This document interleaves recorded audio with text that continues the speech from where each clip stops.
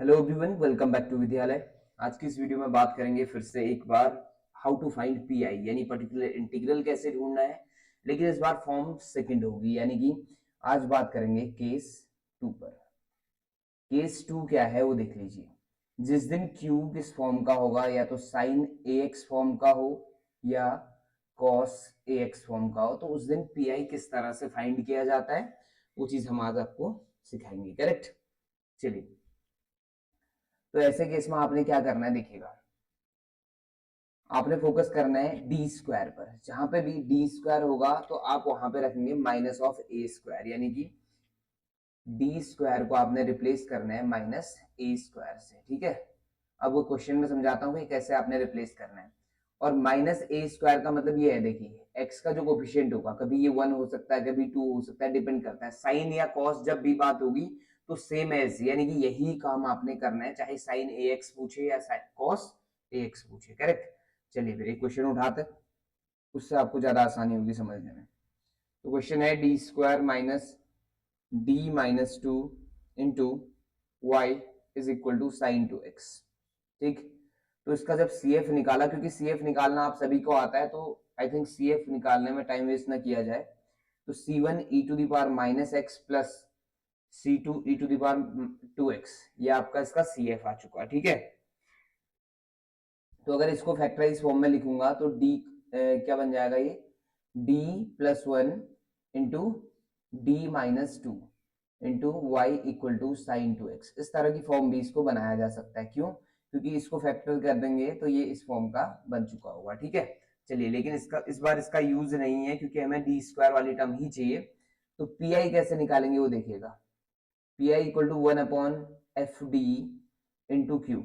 ये हमेशा यही फॉर्म है। और वन अपॉन एफ डी का मतलब क्या है इस बार, D square minus D minus two और साइन टू एक्स।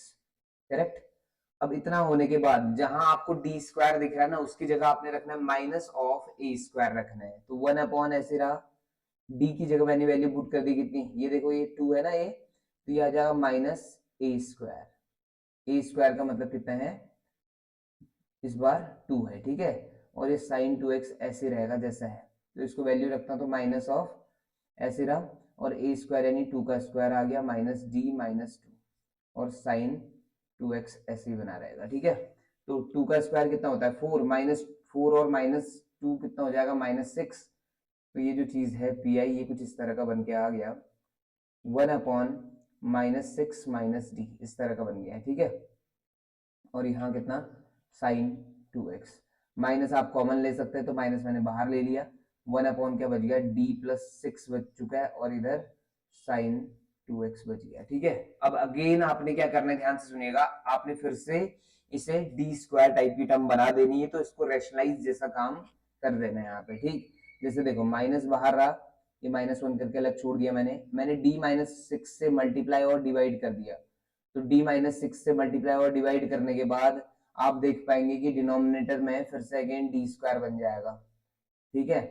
तो डी स्क्वायर बन गया, तो फिर से वही वैल्यू पुट करनी है उसके लिए। देखो माइनस ऐसी रहा, और यहाँ क्या बच गया, डी माइनस सिक्स, और अपॉन में आपके पास बन चुका है D square minus six square, that is 36।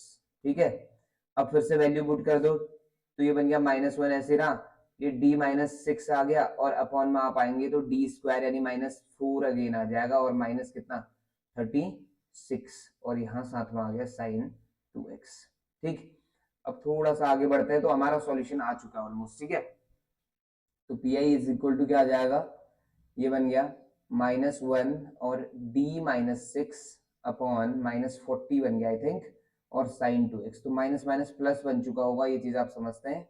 One upon forty safe हो गया अलग से। ठीक। अब ये D into sine two X और minus six sine two X, मैंने साइन टू एक्स को मल्टीप्लाई कर दिया ब्रैकेट के अंदर। ठीक। तो वन अपॉन फोर्टी ऐसे रहा। डी का मतलब होता है differentiating that particular function with respect to X once, और डी स्क्वायर होगा तो ट्वाइस डिफरेंशिएट करना है, डी थ्री होगा तो थ्राइस डिफरेंशिएट करना है, यानी तीन बार डिफरेंशिएट करना पड़ेगा उस टाइम। ठीक है। फिलहाल एक बार करना है। तो साइन एक्स का डेरिवेटिव क्या होता है, कॉस टू एक्स, और इंटू में क्या आ जाएगा, टू आ जाएगा, और minus six sine two x ऐसे रहेगा जैसा है। अब यहाँ से क्या आ रहा है, 2 कॉमन आ जाएगा तो 1/20 बन जाएगा, नहीं, और अंदर क्या बन गया, cos 2x minus 3 sin 2x। तो ये बन चुका हमारा पीआई। ठीक है, आसान काम है फिर। तो पीआई मिल चुका है आपको, सीएफ आपको पता चल गया है किस तरह से डील करना है।